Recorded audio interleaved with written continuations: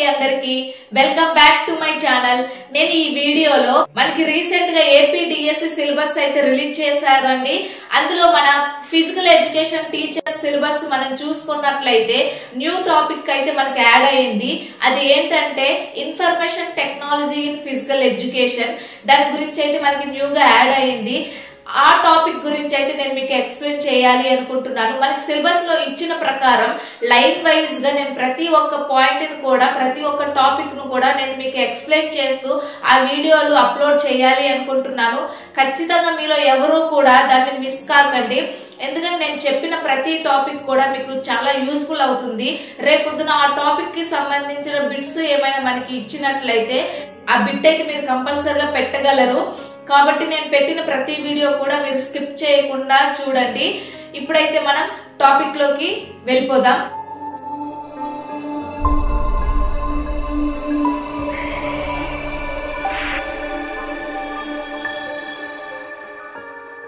First మనం information technology in physical education topic లో చూసుకున్నట్లయితే అక్కడ ఇచ్చిన సిలబస్ ప్రకారం మనం చూసుకున్నట్లయితే introduction to computer system, definition, characteristics, principles, దాని గురించి అయితే నేను మీకు ఈ వీడియోలో ఫస్ట్ మీకు ఎక్స్ప్లెయిన్ చేయాలి అనుకుంటున్నాను. ఫస్ట్ మనం కంప్యూటర్ అంటే ఏంటి, అసలు కంప్యూటర్ మీనింగ్ అంటే ఏంటి, దాని గురించి అయితే ఫస్ట్ మీకు ఎక్స్ప్లెయిన్ చేయాలి అనుకుంటున్నాను. What is the computer? 20వ దశాబ్దపు చివరి 2 దశకాల్లో మానవ నాగరికతలో విప్లవాత్మకమైన మార్పులు తెచ్చి విశ్వవ్యాప్తంగా ఒక సరికొత్త ఆర్థిక, సామాజిక, రాజకీయ వ్యవస్థల నిర్మాణానికి పునాది వేసినటువంటి పరికరం కంప్యూటర్. ఈ కాలంలో కంప్యూటర్ ప్రవేశించని రంగమంటూ మన నాగరికతలో లేనే లేదు. అన్నదాతకు అవసరమైన వాతావరణ వివరాలు అందజేసే కార్యక్రమాల నుంచి అణుబాంబుల తయారీ వరకు కంప్యూటర్లు వాడని సాంకేతిక రంగం అనేదే లేదు. మానవునిచే నిర్మితమై మానవుని కన్నా ఎన్నో వందల రెట్లు వేగంగాను ఖచ్చితత్వంగాను అనేక రకాల పనులు చేయగల శక్తి సామర్థ్యాలు ఉన్న పరికరం ఏమైనా ఉంది అంటే అది కంప్యూటర్ అని చెప్పుకోవచ్చు. కంప్యూటర్ అనే లాటిన్ భాషా పదం నుండి ఉద్భవించింది. కంప్యూటర్ అనే లాటిన్ భాషా పదం నుండి ఉద్భవించింది. దీని యొక్క అర్థం గణించడం, లెక్కించడం, అదేవిధంగా సంగ్రహించడం.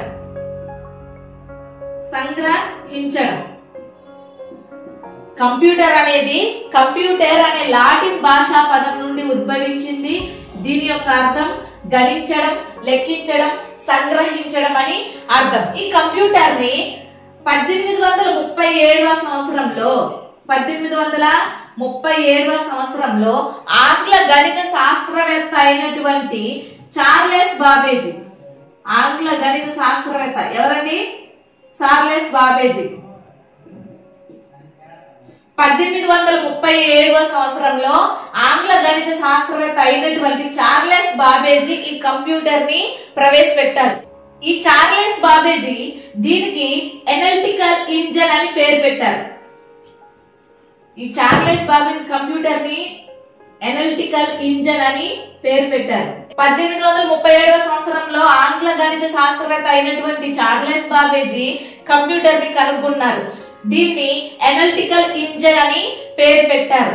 నెక్స్ట్ ఇది మొట్టమొదట సాధారణ ప్రయోజన కంప్యూటర్. కంప్యూటర్ ని కనుగొన్న శాస్త్రవేత్త, కంప్యూటర్ ని కనుగొన్నది ఎవరు? చార్లెస్ బాబేజీ. 2018 డిఎస్సి బిట్ అండి. 2018 డిఎస్సి బిట్. ఈ పాయింట్స్ నుంచి బిట్ ఏ విధంగా తయారు చేసుకోవచ్చో చెప్పుకుందాం. కంప్యూటర్ అనే పదం ఏ భాషా పదం నుండి ఉద్భవించింది? లాటిన్ భాషా పదం నుండి ఉద్భవించింది. కంప్యూటర్ అనే పదం ఏ లాటిన్ పదం నుండి ఉద్భవించింది? కంప్యూటర్ అనే లాటిన్ పదం నుండి ఉద్భవించింది. కంప్యూటర్ అనగా గణించడం, లెక్కించడం, సంగ్రహించడం. నెక్స్ట్ చార్లెస్ బాబేజీ ఏ సంవత్సరంలో కంప్యూటర్ ని ప్రవేశపెట్టారు? 1837. కంప్యూటర్ ని కనుగొన్నది ఎవరు? చార్లెస్ బాబేజీ. అదేవిధంగా చార్లెస్ బాబేజీ ఏ భాషావేత్త? ఆంగ్ల గణిత శాస్త్రవేత్త. నెక్స్ట్ చార్లెస్ బాబేజ్ కంప్యూటర్ ని దేనిగా పేరు పెట్టారు? అనలిటికల్ ఇంజన్ అని పేరు పెట్టారు. ఈ విధంగా అయితే మనం బిట్స్ అనేవి తయారు చేసుకోవచ్చు. ఇప్పుడు సిలబస్ లో ఇచ్చిన టాపిక్ లో డెఫినిషన్ గురించి అయితే మీకు ఎక్స్ప్లెయిన్ చేయాలనుకుంటున్నాను. ఏంటండి డెఫినిషన్? Computer definition.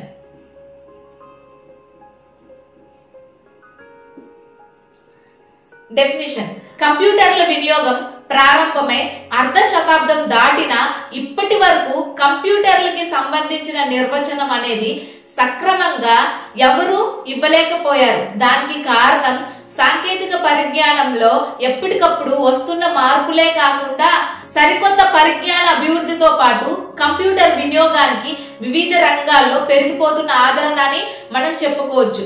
కంప్యూటర్ ని మొదటగా లెక్కల సమస్యల పరిష్కారం కోసమే తయారు చేశారు. అసలు కంప్యూటర్ అనే నామవాచకం కంప్యూట్ అనే క్రియ నుంచి ఉద్భవించింది. ఏంటండి కంప్యూట్ అనే క్రియ నుంచి ఉద్భవించింది. దీని యొక్క అర్థం లెక్కించు, అదే విధంగా లెక్కగట్టు అని అర్థం. కంప్యూటర్ అనే నామవాచకం కంప్యూట్ అనే క్రియ నుంచి ఉద్భవించింది. దీని యొక్క అర్థం లెక్కించు, లెక్కగట్టు అనే అర్థంగా మనం చెప్పుకోవచ్చు. దీనిని బట్టి కంప్యూటర్ అంటే లెక్కలు చేసే యంత్రంగా నిర్వచించుకోవచ్చు. ఇది కంప్యూటర్ కి ఉన్న అతి ప్రాచీన నిర్వచనం. ఆ తర్వాత ఎడ్వర్డ్ జే కోబర్న్ అనే శాస్త్రవేత్త అతని ఒకానొక సందర్భంలో కంప్యూటర్ అంటే సమాచారాన్ని సేకరించి వేగంగాను ఖచ్చితత్వంగాను సమర్థంగా విశ్లేషించే పరికరమే కంప్యూటర్ అని నిర్వచించారు. ఆ తర్వాత కంప్యూటర్ అనేది సమాచారాన్ని సేకరించి భద్రపరిచి వ్యవస్థీకరించే ఒక ఎలక్ట్రానిక్ యంత్రం అని, ఇది గణనలు చేస్తుందని, వేరే యంత్రాలను నియంత్రిస్తుందని మనకి ఆక్స్ఫర్డ్ నిఘంటు అనేది నిర్వచించారు. కంప్యూటర్ అనేది సమాచారాన్ని సేకరించి భద్రపరిచి వ్యవస్థీకరించి ఒక ఎలక్ట్రానిక్ యంత్రం అని, ఇది గణనలు చేస్తుందని, వేరే యంత్రాలను నియంత్రిస్తుందని ఆక్స్ఫర్డ్ అనేది నిర్వచించింది. అదే విధంగా ఎన్సైక్లోపీడియా బ్రిటానికా వాళ్ళు ఎవరండి?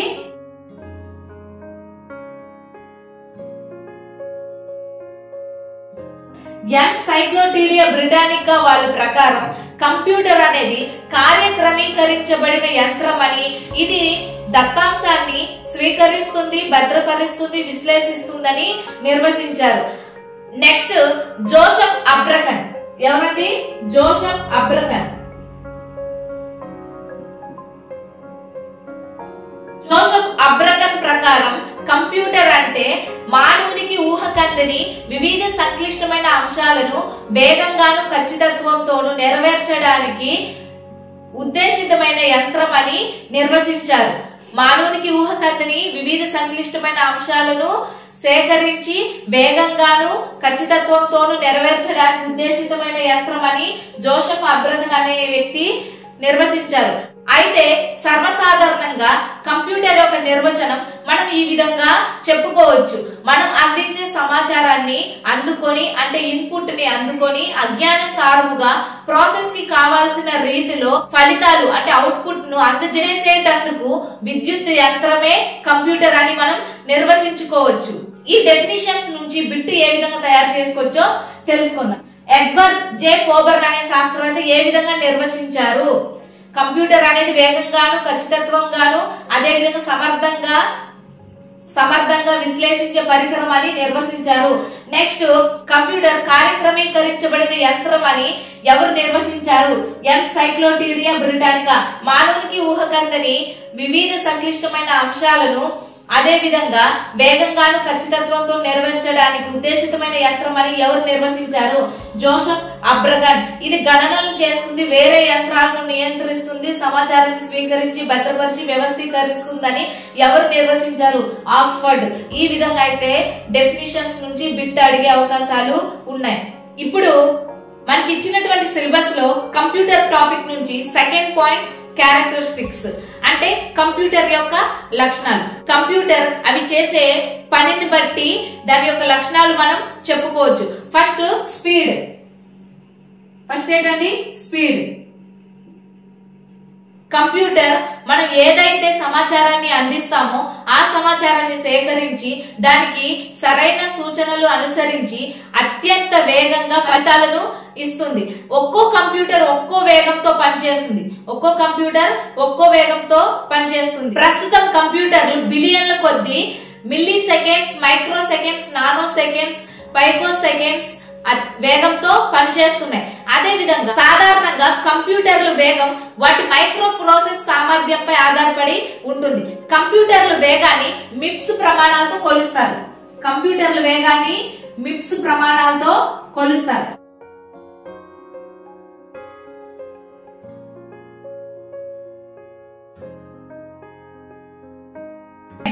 మనకి కంప్యూటర్ యొక్క వేగం మిప్స్ ప్రమాణాలతో కొలుస్తారు. దీని యొక్క abbreviation million instructions per seconds. ఈ పాయింట్స్ నుంచి బిట్ ఏ విధంగా తయారు చేసుకోవచ్చు అంటే కంప్యూటర్ల యొక్క వేగాన్ని దేంతో కొలుస్తారు? మిప్స్. మిప్స్ యొక్క abbreviation millions instructions per seconds. అదే విధంగా కంప్యూటర్ల యొక్క వేగం దేనిపై ఆధారపడి ఉంటుంది? దాని యొక్క మైక్రో ప్రాసెస్ సామర్థ్యంపై ఆధారపడి ఉంటుంది. ఇప్పుడు కంప్యూటర్ లక్షణాల్లో సెకండ్ వన్ ఖచ్చితత్వం. ఏంటండి ఖచ్చితత్వం?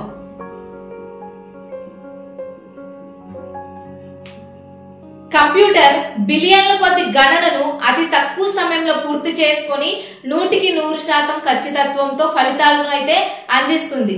ఈ కంప్యూటర్ యొక్క ప్రతిఫలితం వెనుక ఏదో ఒక సాఫ్ట్వేర్ ప్రోగ్రామ్ అనేది ఉంటుంది. ఈ సాఫ్ట్వేర్ ప్రోగ్రామ్ అనేది సాఫ్ట్వేర్ ఇంజనీర్లు తయారు చేస్తారు.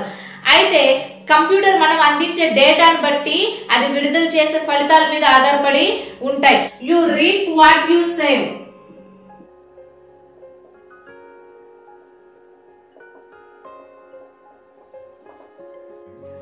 యు రీప్ వాట్ యు సౌ. ఈ సామెత మీ అందరికీ తెలిసిందే. మనం విత్తన దాన్నే పంటగా కోసుకుంటాం. కాబట్టి మనం ఏ డేటానైతే అందిస్తామో దాన్ని ఫలితాన్ని మనం పొందుతాం. రాసే సందర్భంలో ఏదైనా తప్పు దొరికితే లేదా కంప్యూటర్ ముందు కూర్చున్న వ్యక్తి సమాచారాన్ని తప్పుడుగా అందించినప్పుడు మాత్రమే సరైన ఫలితాలు పొందలేము. సాధారణంగా చెప్పాలంటే ఇది కంప్యూటర్ తప్పు అయితే కాదు. కాబట్టి కంప్యూటర్ ఎట్టి పరిస్థితుల్లో తనకు తానే తప్పుడు సమాచారాన్ని అందించదు. మనం ఇచ్చే సమాచారాన్ని బట్టి దాని యొక్క ఫలితాలు అనేవి ఆధారపడి ఉంటుంది. నెక్స్ట్ కంప్యూటర్ కి ఉన్న మూడవ లక్షణం విశ్వసనీయత.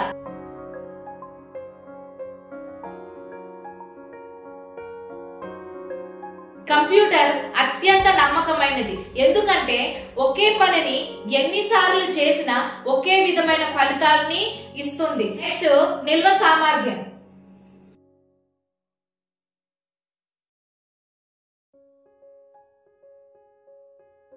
కంప్యూటర్ దాని మెమొరీ యందు సమాచారాన్ని నిల్వ చేసుకునే శక్తి ఉంటుంది. ఈ సమాచారము బిట్లు బైట్లు రూపంలో ఉంటుంది.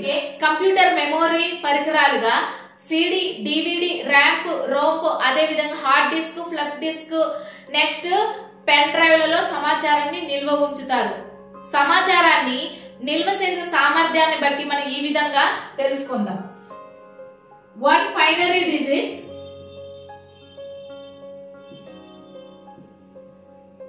1 binary digit, 1 bit. 1 binary digit, 1 bit. అదే విధంగా 4 బిట్, 1 నిబిల్. 8 bit, 1 byte. అదే విధంగా 1024 బైట్, 1024 బైట్స్ 1 కిలోబైట్. 1 కిలోబైట్. అదే విధంగా 1024 కిలోబైట్స్ 1 మెగాబైట్. అదే విధంగా 1024 megabytes 1 gigabytes. Next 1024 gigabytes 1 terabytes. ఈ విధంగా కంప్యూటర్ యొక్క నిల్వ సామర్థ్యాన్ని మనం చెప్పుకోవచ్చు. నెక్స్ట్ చురుకుదనం.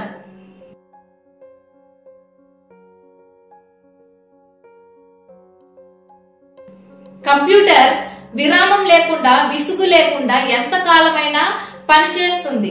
ఒకే పనిని ఎన్నిసార్లు చేసినా దానికి విసుగు ఉండదు. కంప్యూటర్ మొదట ఎంత సామర్థ్యంతో అయితే పని ప్రారంభమవుతుందో పని పూర్తయ్యేసరికి అంతే సామర్థ్యంతో ఉంటుంది. నెక్స్ట్ బహుముఖ ప్రజ్ఞ.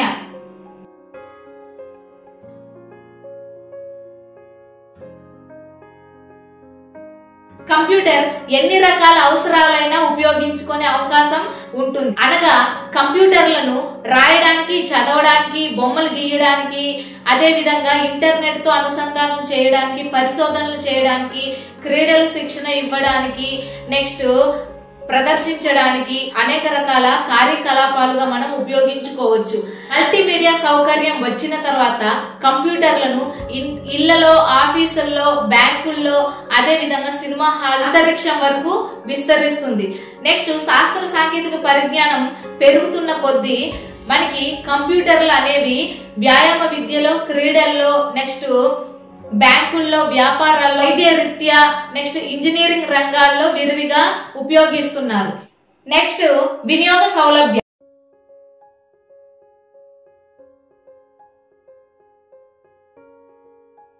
వినియోగ సౌలభ్యం.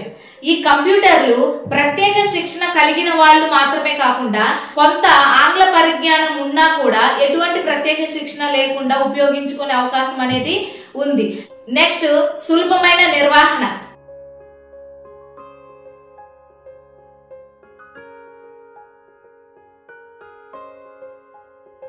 కంప్యూటర్ నిర్వహణ అనేది చాలా సులభతరం.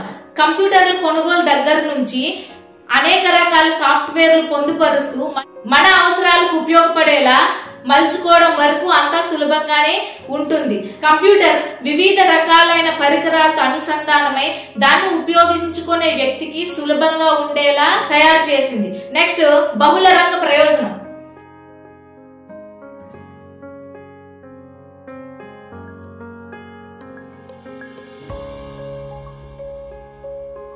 ఒకే రంగానికి పరిమితం కాకుండా వివిధ రంగాలు అంటే అనేక రంగాలతో అవినాభావ సంబంధాన్ని కలిగి వాటి అభివృద్ధికి ముఖ్య పాత్ర అనేది పోషిస్తాయి. నెక్స్ట్ స్వీయ నియంత్రణ.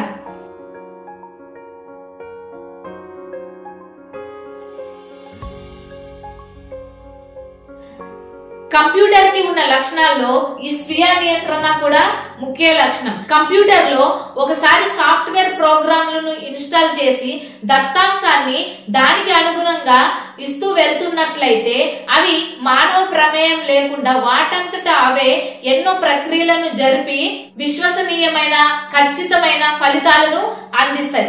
ఈ విధంగా అయితే మనం కంప్యూటర్ యొక్క లక్షణాలు తెలుసుకోవచ్చు. ఫస్ట్ ఏంటంటే వేగం, ఖచ్చితత్వం, విశ్వసనీయత, నిల్వ సామర్థ్యం, చురుకుదనం, బహుళ ప్రజ్ఞ, వినియోగ సౌలభ్యం, సులభమైన నిర్వహణ, బహుళ రంగ ప్రయోజనం, స్వీయ నియంత్రణ. ఈ విధంగా అయితే మనం కంప్యూటర్ లక్షణాల గురించి తెలుసుకోవచ్చు. చూసారు కదండి ఈ వీడియోలో మనకి ఏపీ డిఎస్సి సిలబస్ లో ఫిజికల్ ఎడ్యుకేషన్ టీచర్స్ కి information technology and physical education అనే టాపిక్ మనకి కొత్తగా యాడ్ చేశారు కదా.